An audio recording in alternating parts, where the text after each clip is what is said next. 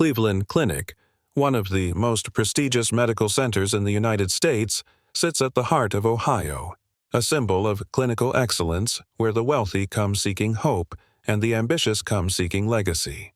But like all places built on power and reputation, behind the glass walls and pristine corridors lies what no one dares to admit: prejudice, silent exclusion, and voices buried beneath tradition. On a cold winter morning, Monica Reed, a young African-American nurse, stepped into this hospital with nothing but her skill, her resolve, and a belief in fairness. She had no idea she was not welcome. What she also didn't know was that in a quiet patient room on the 5th floor, someone was silently watching her, not with the eyes of someone needing care, but with the eyes of someone powerful enough to change everything. And then, from a single glance, a single comment, a single act of courage, a chain of events began. Events that would forever alter the face of Cleveland Clinic.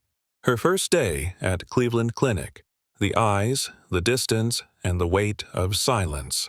That morning, snow blanketed the Cleveland Clinic campus in thick, undisturbed white. Monica Reed stood in front of the main building, her gloved hands clutching a worn-out folder that had followed her since nursing school.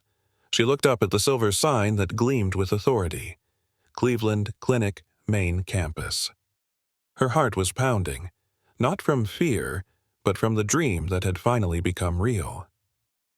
Inside the glass corridor leading to the reception area, everything gleamed with sterile perfection. Her footsteps echoed, solitary, hollow, as if the very walls were whispering that she didn't belong here. Monica stepped up to the front desk and offered a polite smile. "Good morning. I'm Monica Reed. I'm starting my morning shift today." The charge nurse, a fair-skinned woman with blonde hair, glanced up. Her eyes briefly hesitated when they met Monica's, then quickly switched to a blank, neutral stare. "6th floor. Nurse's station at the end of the hall. Sign in and pick up your uniform there." No smile. No welcome. Monica nodded, maintaining her composure. She wasn't unfamiliar with the feeling of being overlooked, but in a place as professional as this, she had hoped to be met with at least basic courtesy, especially on her first day. The hallway leading to the 6th floor stretched endlessly. Everyone passing by, doctors, nurses, medical techs, all looked preoccupied. But when their eyes met hers, they turned away. Some pursed their lips, some lowered their gaze, and some didn't bother hiding their coldness. The 6th floor nurse's station was quiet. On the shift board, Monica's name was listed last. Below it, a note scrawled in quick pen, assigned with Dr. Whitman, 7:30 a.m. Monica paused. She'd heard of Dr. Charles Whitman, a veteran surgeon hailed in the media as the hospital's golden hands. But the whispers surrounding him weren't as flattering: strict, cold, old school, and not particularly kind to people who didn't look like him. At 7:28, Monica waited outside the patient assignment room. At exactly 7:30, the door swung open. A tall man with graying hair and a pristine white coat stepped out. His eyes swept over Monica, cold, sharp, surgical. "Reed?" he asked. It wasn't a greeting, just a confirmation. "Yes, I'm Monica Reed, recently transferred from Mercy Hospital," she replied calmly. "It's an honor to work with you, Doctor." Dr. Whitman gave a small nod but didn't return the courtesy. He turned on his heel and walked away, speaking without looking back. "We don't have time for introductions here. I need precision, speed, and zero mistakes. Let's hope your training was adequate so I won't have to repeat myself." The door clicked shut behind him. Monica stood still for a moment. Her hand remained slightly raised, as if she had offered it for a handshake. But no one had taken it. Monica Reed's first shift passed in a strange haze. No greetings, no warmth, not even the politeness expected in a professional setting. She was no stranger to being ignored, but the silence at Cleveland Clinic felt different. It wasn't just indifference, it was an unspoken order, a quiet structure that seemed designed to remind her of where she stood. By midday, the shift assignments were posted. Monica's name appeared beside a red-marked patient file. Walter Jacobs, room 600 beam. Notes were brief. Hypertension, stage 2, heart failure, difficult temperament. A fellow nurse handed the chart to her with a half smile. Jacobs isn't exactly charming, but if you think you can manage, he's yours. Her tone was light, but her eyes held something else, a test. Monica gave a calm nod. I can handle it. She entered the room. The man on the bed lay turned away from her, face toward the wall. His breathing was slow, heavy. Just as Monica set down her kit, he spoke, voice gravelly but deliberate. Get Whitman. I don't want someone like you touching me. The words weren't shouted. They didn't need to be. Each syllable landed like a slap. Monica stood still, took a slow breath. Mr. Jacobs, I'm here to check your vitals and change your dressing. I'll be quick, professional, and out of your way. No answer. Just the sound of him turning his face farther into the pillow. She did her work in silence. Her hands moved steadily, but inside, her chest ached. She'd heard words like his before, but each time they cut in a new place.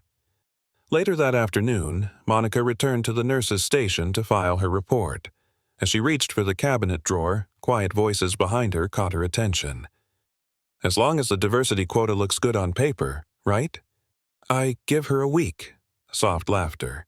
Measured, but sharp as broken glass. Monica slammed the drawer shut. The two nurses flinched, caught off guard. She didn't look at them, didn't say a word.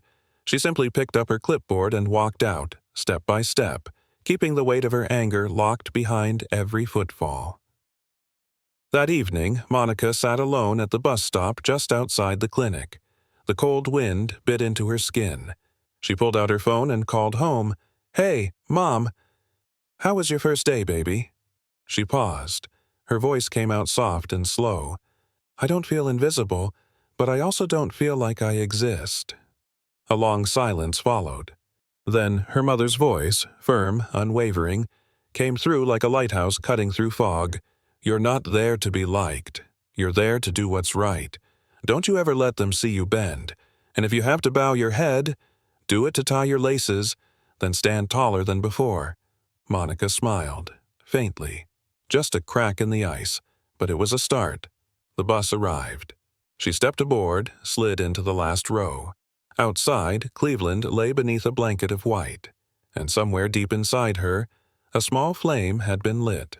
On her third day at Cleveland Clinic, Monica received an unusual assignment: direct care for a VIP patient named Kenneth Langston in room 512. His file noted both arms broken from a skiing accident and a strict confidentiality order. When Monica entered the room, she found an older man sitting upright, arms suspended in casts, staring out the window. The soft light cut across his face, calm, sharp, and far from fragile. Good morning, Monica said gently. I'm Nurse Monica Reed. I'll be taking care of you during your stay. The man turned his gaze to her. His eyes rested on her face, not with judgment nor curiosity, just awareness. You're not like the others here, he said. Monica offered a subtle smile. Maybe because I'm the only one who doesn't know who you are. He smiled back, not politely, but genuinely. Good. I don't need anyone trying to impress me. From that day forward, Monica became Langston's primary nurse. She visited every morning to check vitals, monitor his recovery, and change his dressings. But their conversations often drifted beyond charts and numbers. He asked unusual questions: how long she'd been a nurse, whether she'd ever considered leadership, and what she thought was really wrong with this hospital. At first, Monica hesitated, but soon she realized Langston was watching her, not as a patient, but as someone who saw everything she was enduring beneath the surface. One afternoon, just after she'd finished redressing his wounds, two voices whispered outside the door, unaware it was ajar. I don't trust that Reed girl with a VIP like Langston. Exactly. And you can't even complain without being accused of racism nowadays. They laughed quietly, then walked away. Monica stood frozen, not angry, not shocked, just tired of hearing what no one ever says out loud, but always means. When she turned back, Langston was watching her. He didn't ask what had happened. He didn't need to. Instead, he said in a calm, deliberate tone, "A person's true character isn't shown when they're speaking to someone above them. It's when they think they're speaking to someone beneath them." Monica gave a slow nod. For the first time since arriving, she felt that someone truly saw her, not through sympathy but through quiet, knowing recognition. That morning, tension pulsed through the corridors of Cleveland Clinic. An emergency surgery had been scheduled in OR 3. A patient with severe chest trauma from a car accident, suspected of having a ruptured aorta. The risk of death was high if not operated on within hours. Leading the surgery, Dr. Charles Whitman. And unexpectedly, Monica Reed's name appeared on the surgical support list. She hadn't been notified. A nurse simply handed her the surgical gown and said, "Dr. Whitman picked you. Big case." Monica changed, scrubbed in, gloved up. Every step felt like a drumbeat in her chest. She knew that what lay on the operating table wasn't just a patient's life.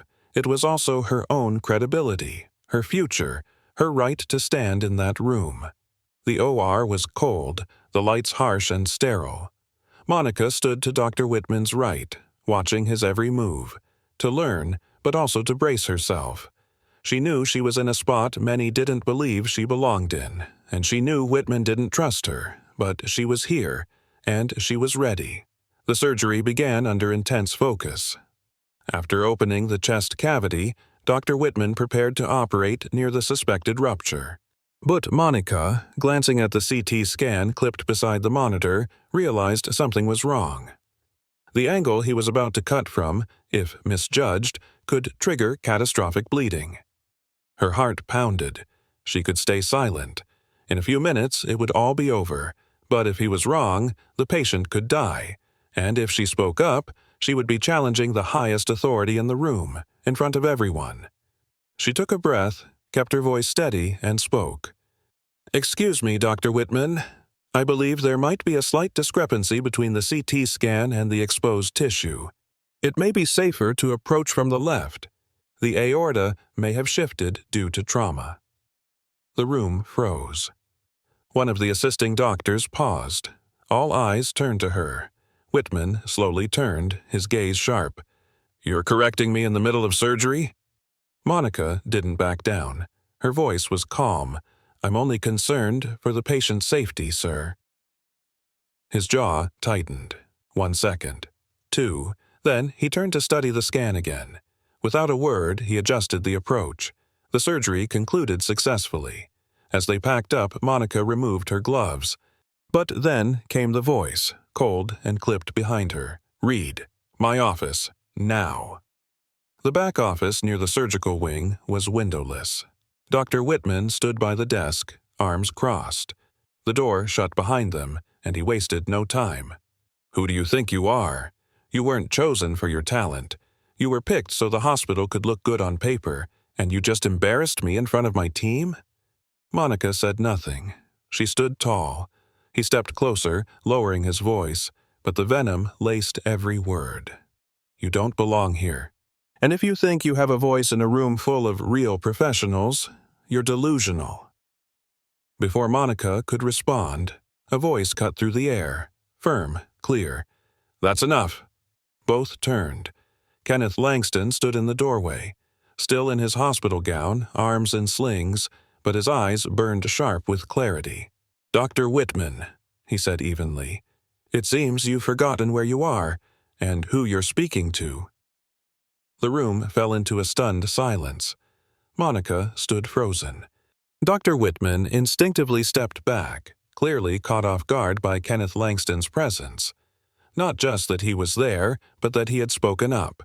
And if Whitman assumed this was just some wealthy VIP patient with money to throw around, he was about to be proven terribly wrong. Langston stepped fully into the room, each step measured, deliberate. He still wore a wrinkled hospital gown, both arms suspended in casts, but his posture, his voice, everything about him had shifted. He was no longer just a patient. "Dr. Whitman," Langston said, calm but razor-sharp. "I've been observing Nurse Reed since the moment she arrived. I've seen how you've treated her, and just now I heard every word you said. That wasn't just personal, that was part of a much deeper issue, one that's rooted right here, inside this hospital. Whitman said nothing. His face had gone pale. He opened his mouth to speak, but Langston didn't let him. "Do you know who I am?" Silence. Langston reached into his front pocket and pulled out a sleek, gold-engraved ID card. He placed it on the table without a word. Monica caught a glimpse of the title, and her breath caught in her chest. Kenneth Langston, Chairman of the Board, Cleveland Clinic Foundation. Whitman's expression collapsed. Monica couldn't move. Langston continued, voice steady, deliberate. "I didn't come here to supervise. I didn't come here on any investigation. I came because of a skiing accident. But in my short time here, I've seen more than I ever expected to. I saw how this nurse was isolated, the glances, the whispers, and the way a senior doctor like yourself openly diminished her, simply because she doesn't look like you." Monica stood still, barely breathing. Her heart was pounding so loudly she couldn't hear anything else. Langston turned to her, his tone shifting to something more solemn. "You spoke up in the OR, for the patient's life. You held your ground while being insulted. And above all, you did what few in this hospital have had the courage to do. You put medical ethics above fear." Then he turned back to Whitman. "Dr. Whitman, you are relieved of duty, effective immediately. An internal investigation will begin today, and don't think for a moment that I'm making idle threats." Finally, he looked again at Monica. "Nurse Reed, if you're willing, I would like you to serve on the advisory board we're forming to restructure this hospital's workplace culture. We need people like you, not just skilled, but brave enough to speak when it matters." Monica couldn't find words. Her eyes burned. She simply nodded, gently, but with unwavering resolve.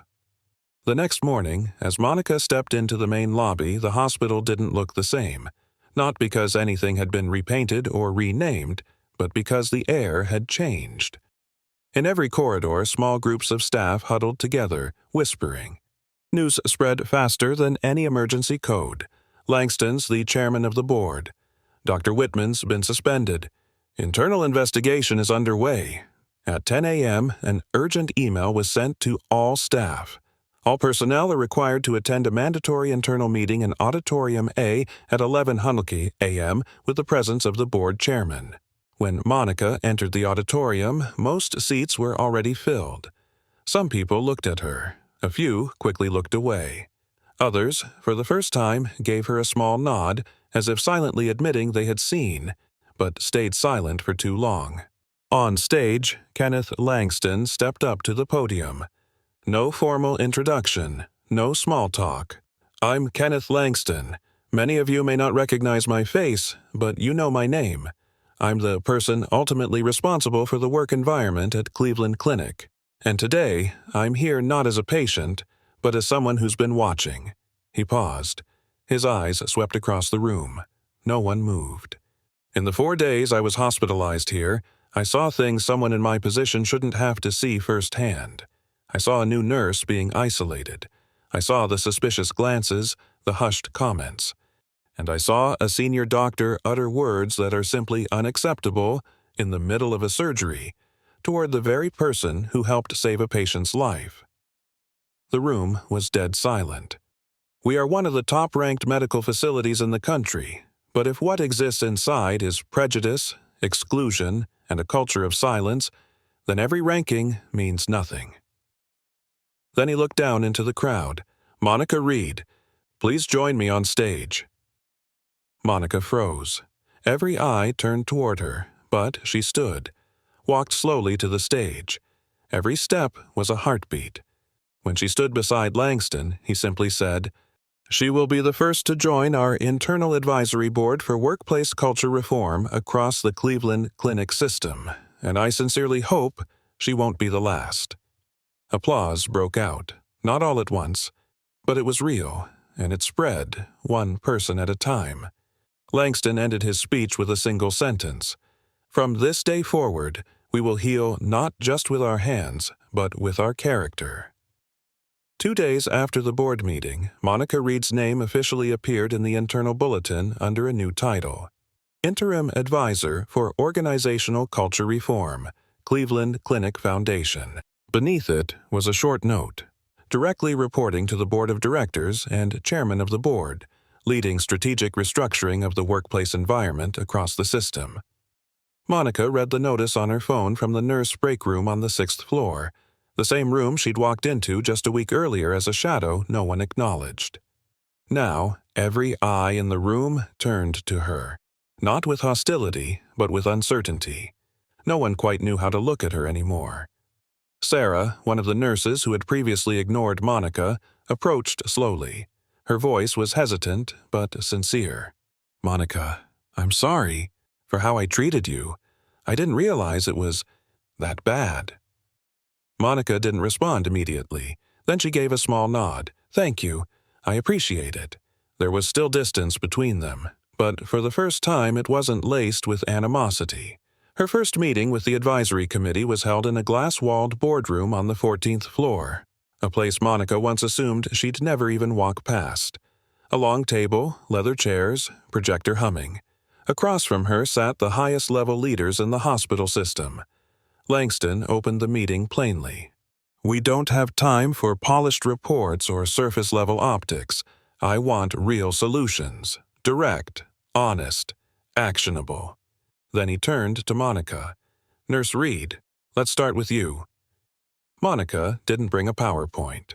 No graphs, no bullet points. What she brought was lived experience. "In my first 5 days here," she began, her voice steady, "I was assigned the most difficult patients, not because of my skills, but because of my colleagues' reluctance. I overheard whispers behind doors.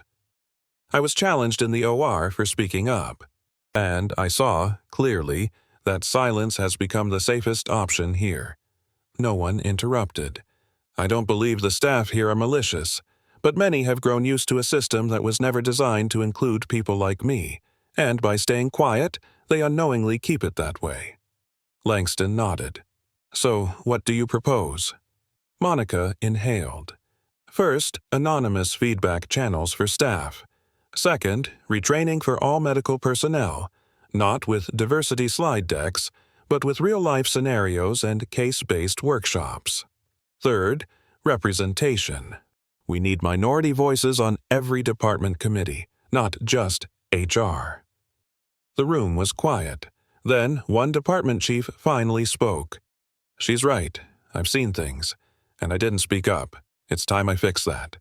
The meeting ended. Monica stood by the window of the 14th floor, looking out over the clinic courtyard. Snow still blanketed everything, but this time it didn't feel like it was hiding anything. This time, Monica knew she was changing something. Maybe not everything, but something real.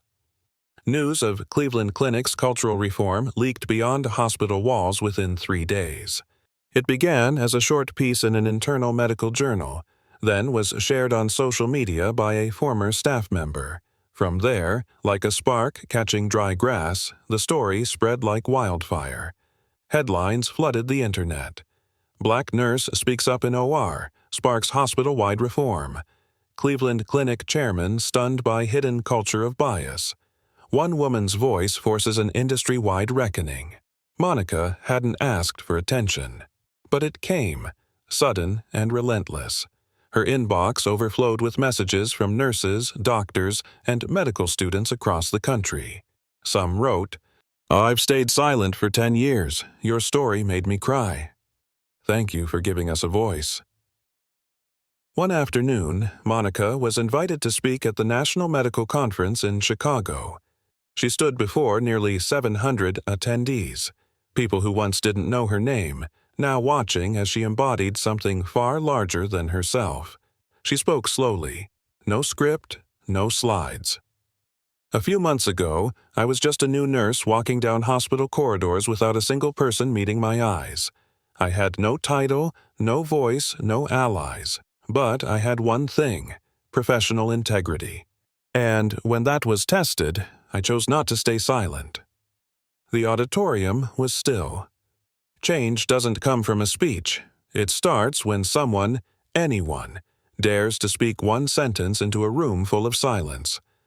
I believe that in every hospital, med school, and healthcare institution, if just one person speaks, the system will have to listen.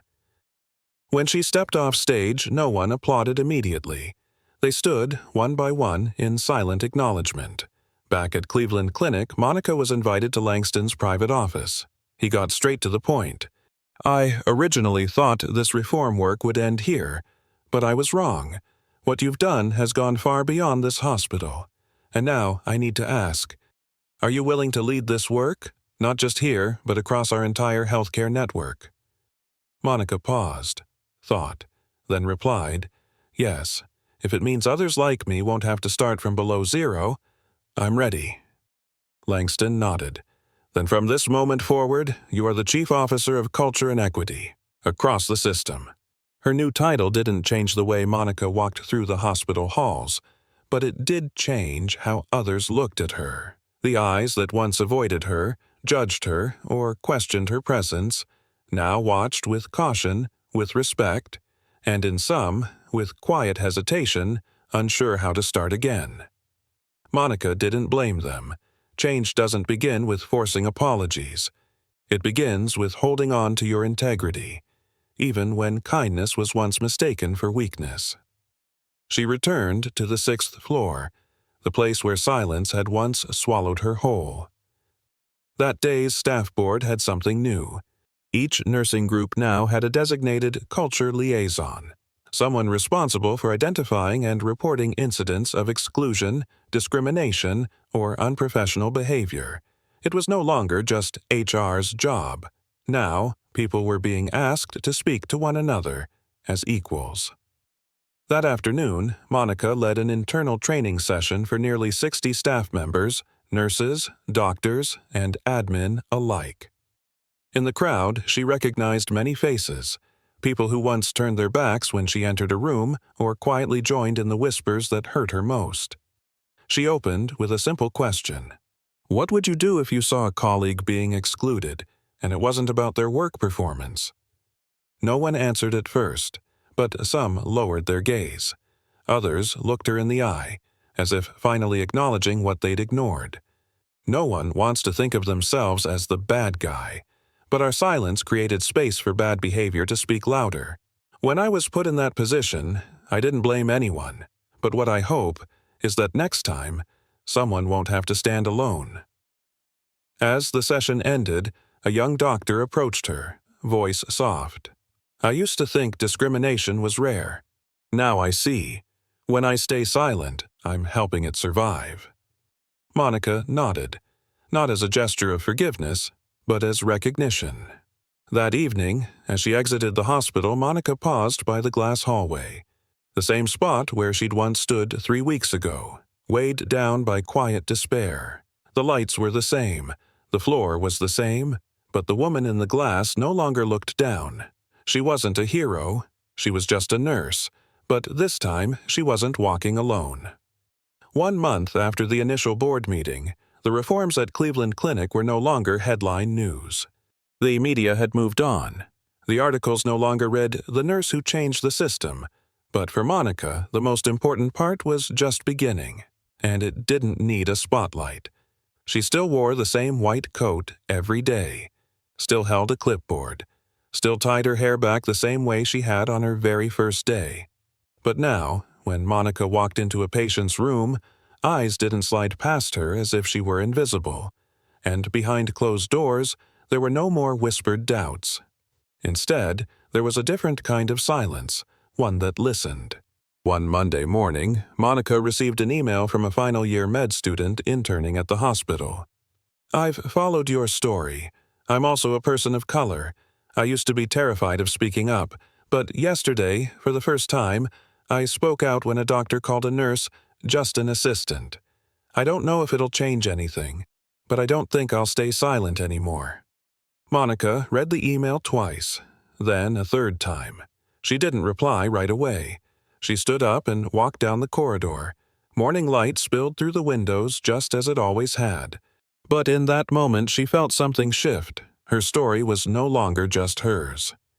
It had become a ripple, quiet, slow, but real.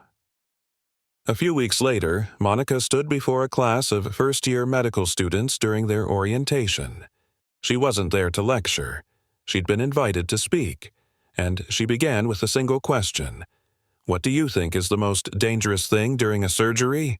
A few hands shot up. Blood loss, technical error, anaphylactic shock. Monica smiled.